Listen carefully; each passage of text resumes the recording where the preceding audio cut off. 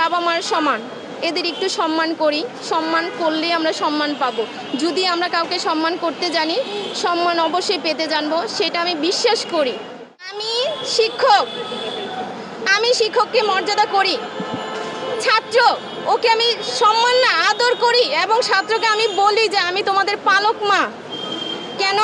তোমাদের বাবা মা আমাকে দিয়ে দিছে, 10টা থেকে 4টা আমি রাখি। কেন দিছে? ভরসা করে আমি তোমাদের কিছু শিখাবো।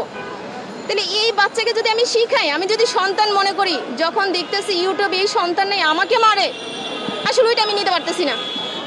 কারণ আমার সন্তান যদি আমার আগে আঘাত করে, আমি তোদের মা বলছিলাম, মাকে সন্তান আঘাত করতেছে, বাবাকে সন্তান আঘাত করতেছে। তাই আপনাদের পক্ষ থেকে আমার একটা অনুরোধ থাকবো, জোর থাকবো যে ছাত্রদের প্রতি, বাবা তোমাদের অনেক কষ্ট থাকতে পারে, অনেক টিচার আমরা মারি, অনেক টিচার আমরা বকি, যদি একটু ঠান্ডা মাথায় চিন্তা করো, দেখবা পরিশেষে তোমাদের ভালোর জন্য করি।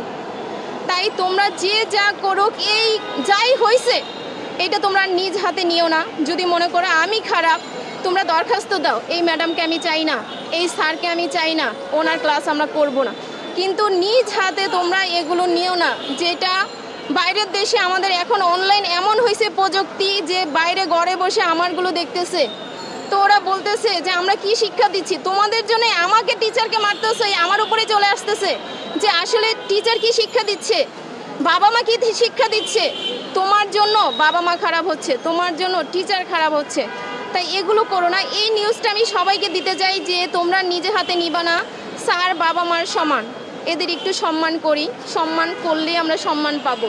যদি আমরা কাউকে সম্মান করতে জানি, সম্মান অবশ্যই পেতে জানবো, সেটা আমি বিশ্বাস করি।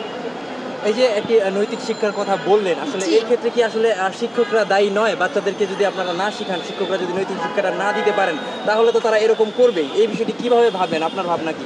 হ্যাঁ, আমার ভাবনা ওই যে বললাম, হ্যাঁ আমি টিচার, যে মানুষ মাত্রই ভুল, কেউ তো ভুল করছে। যেমন এইখানে দেখেন অনেকে বললেন হিন্দু মুসলমান, যখন আমি টিচার যাই আমার মাথায় একটাই থাকে, আমার কাছে হিন্দু মুসলমান থাকবে না, আমি কিভাবে শিক্ষা দিব? আমার সনাতন ধর্ম কিন্তু সাথে আছে। আমি এই জন্য, আমার স্যার কিন্তু একটা সনাতন ধর্ম, আমি কিন্তু মুসলমান, কিন্তু একসাথে দেখেন আমাদের মধ্যে কোনো ভেদাভেদ নেই। কেন? ওই যে টিচার হয়ে গেছি, ভেদাভেদ রাখতে পারি নাই। হ্যাঁ, আর ওই যে বললাম মানুষ মাত্র ভুল, আমি টিচার, আমি ভুল না করি, আরেকজন ভুল করছে, কিন্তু ভুলের সাথে কি একটা ছাত্র দিতে পারে? আমার সন্তান আমাকে দিতে পারে। এই জন্য বলছি যে এইটা তোমরা নিও না। তাহলে কি ওই যে 10 জনে শিক্ষা দিছি, একজনে দেয় নাই, তুমি একজনকে শাস্তি দিয়ে আমাকে 10 জনকে শাস্তি দিচ্ছ, এই শাস্তিটা আসলে আমার খারাপ লাগে।